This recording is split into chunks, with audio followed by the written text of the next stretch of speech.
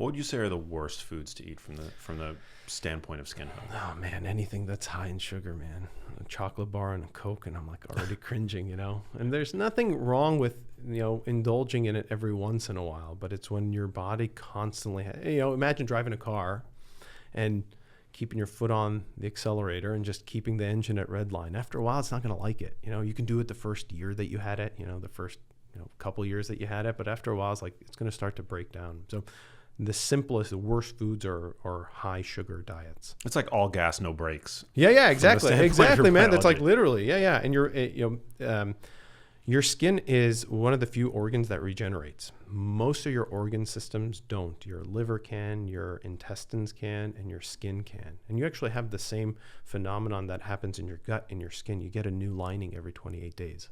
They mirror one another. So things that can regenerate will start to show you problems faster, you know. I actually think high protein, high meat diet is beneficial because it tends to be anti-inflammatory. Now, does that mean you should go eat 8 sticks of butter? Probably not, you know, but I myself, high meat, high chicken, high fish, moderate vegetable, high fruit.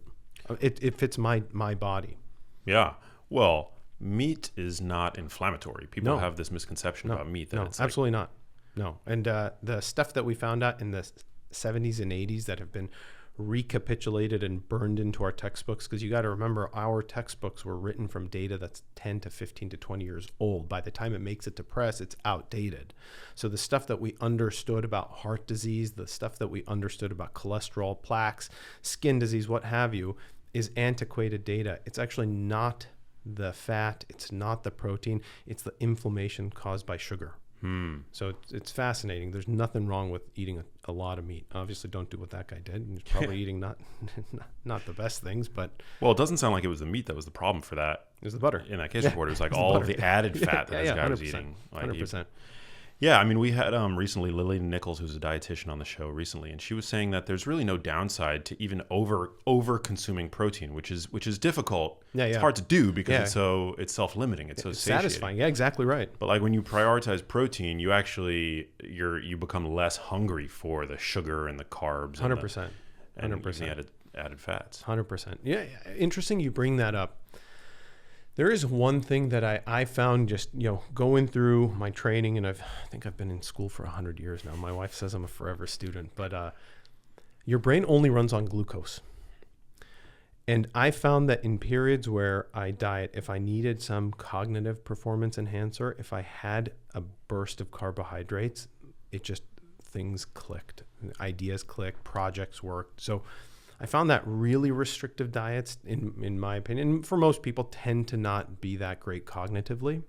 But I think if you were going to pick one diet for your skin, one diet for, you know, wellness overall, it's a high protein, low anything else diet. Yeah, certainly one that revolves primarily around minimally processed foods. Yeah, for sure. What about nutrients that benefit skin health? I mean, yeah, there's a whole slew of them, man. I mean, we touched on vitamin A. That's like the fundamental building block for the retinoids. Now, vitamin A itself has been a real problem because people will read this, hear this, and they'll go out and try to supplement with just vitamin A, and you can get into really, really big problems. The two most common are pseudotumor cerebri, which is a fancy name for pressure on the brain, and then the other thing is liver toxicity.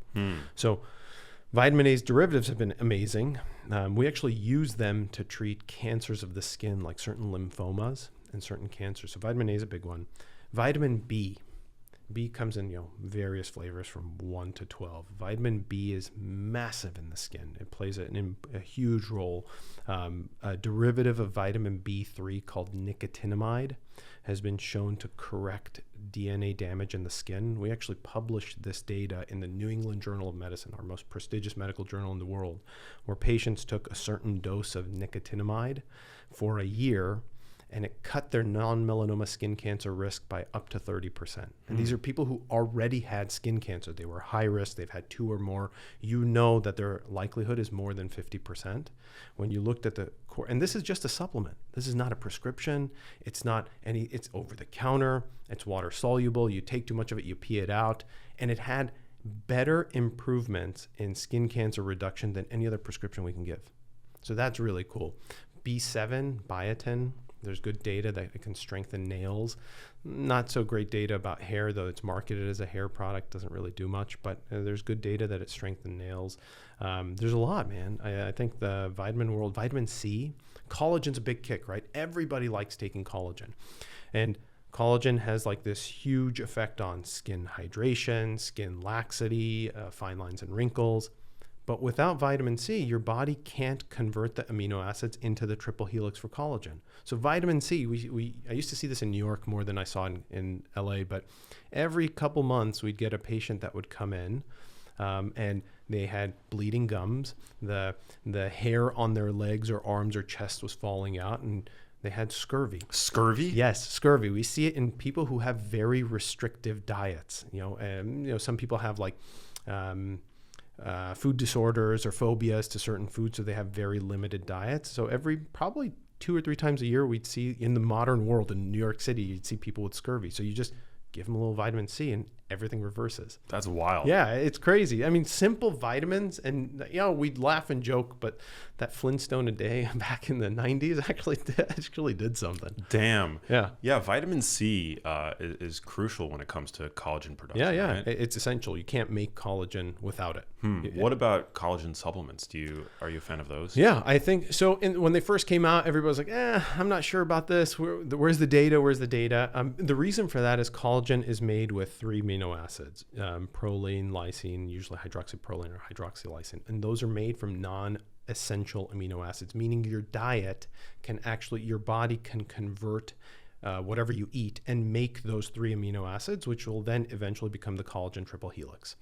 So people would say, well, if you're eating a good diet, you're probably making enough collagen that is sufficient for your body's needs. So at first, it wasn't great. Then we looked at studies that came out in the last 5 years that looked at collagen supplementation and improvements in skin quality and health, and the data is there. So the people who supplemented with collagen did look a lot better, both aesthetically and health-wise, than people who didn't. So I recommend it. I like it. I don't think you need a lot of it, especially if you have a normal diet. But if you have a very restrictive diet or you don't have a great source for amino acids that your body can utilize, then maybe you need a little bit more, but I'm a fan. Hey, if you liked that video, you need to check out this one here, and I'll see you there.